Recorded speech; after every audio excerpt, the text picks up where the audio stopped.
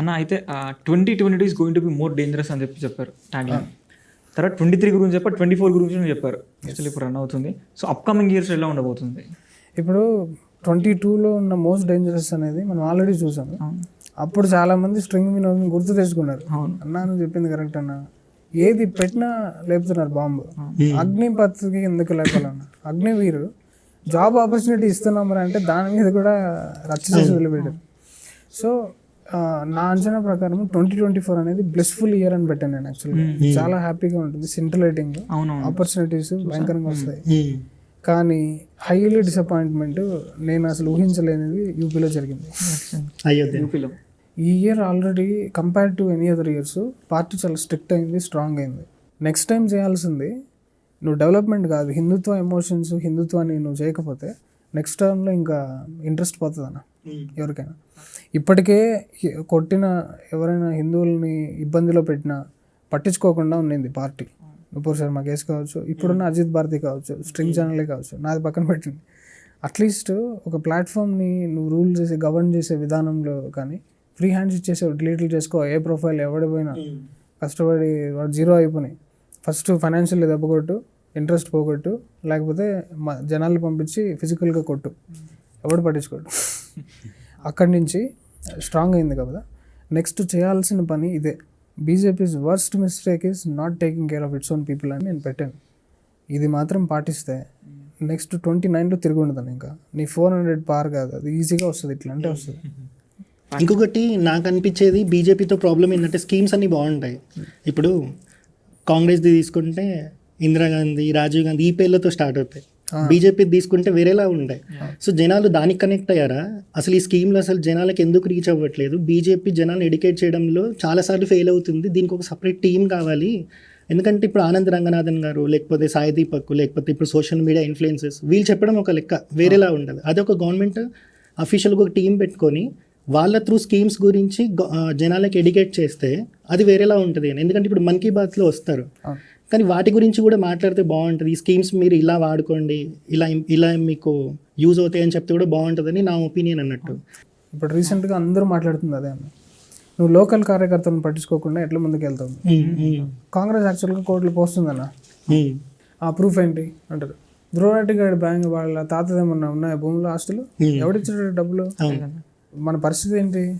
వాడికి నువ్వు నిజం నీకు తెలిసినా కూడా ప్రూవ్ చేయలేని పరిస్థితి కదా, ప్రూవ్ చేసినా కూడా బొక్కలు వేసే పరిస్థితి కదా. అప్పుడు మళ్ళీ నువ్వు ఏ ప్రూఫ్ గురించి అడుగుతున్నావు? లాయర్స్ అడ్వకేట్ టీం మొన్న రివీల్ కాలేదు ధ్రువరెడ్డిది, అడ్వకేట్ టీం పెట్టుకుని ప్రాపర్గా వెళ్తున్నాడు వాడు. వాడి వీడియోలో బొక్కలో చూసేది జనాలు కూడా మనకు అంత ఇంపార్టెన్స్ ఇట్లా ఏమి ఇవ్వట్లేదు. అది యూట్యూబే ప్రమోట్ చేస్తున్నారు. మన బొమ్మలు తొక్కేసి వాడి బొమ్మను తీసుకొస్తుంది. నేను అందుకే చెప్పాను కదా, ధ్రువరెడ్డి గారు పిత్తితే 1,00,000 మంది వాసన చూస్తున్నారు. అదే వాడి బతుకు.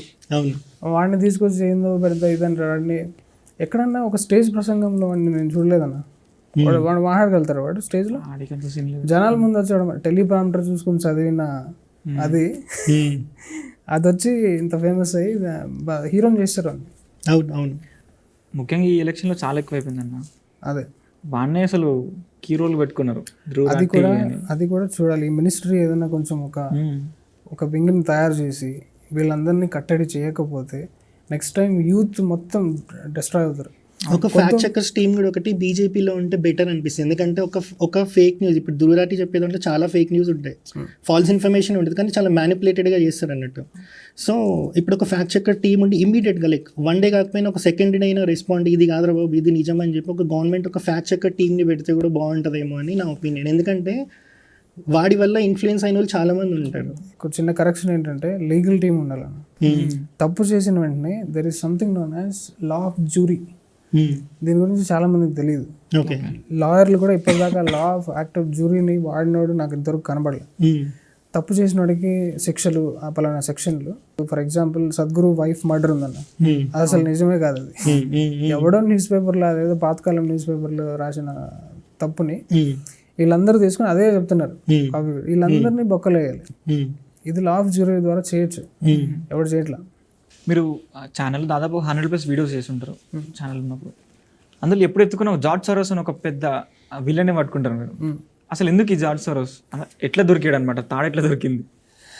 ఇప్పుడు ఒక అండర్స్టాండింగ్ ఏంటంటే రీసెర్చ్లో రైతులు పొలం పని చేసేటప్పుడు పెట్రోల్ రావడం వల్ల దాన్ని ఒక బిజినెస్ మైండ్ సెట్తో ఉన్న వాళ్ళు వచ్చి దాంట్లో తోపు బిజినెస్ మ్యాగ్నెట్స్ అయిన వాళ్ళు ఎవరు రాకఫెల్లర్ బ్రదర్స్, ఇట్లే మళ్ళీ రైట్ బ్రదర్స్, ఇట్లే మళ్ళీ రాత్ స్టైల్డ్, ఆ తర్వాత జార్జ్ సారోస్, వీళ్ళందరూ కూడా ఐదర్ రియల్ ఎస్టేట్లో లేకపోతే ఇండస్ట్రీలో లేకపోతే స్టాక్ మార్కెట్లో ఈజీగా డబ్బులు వచ్చిన వాళ్ళు.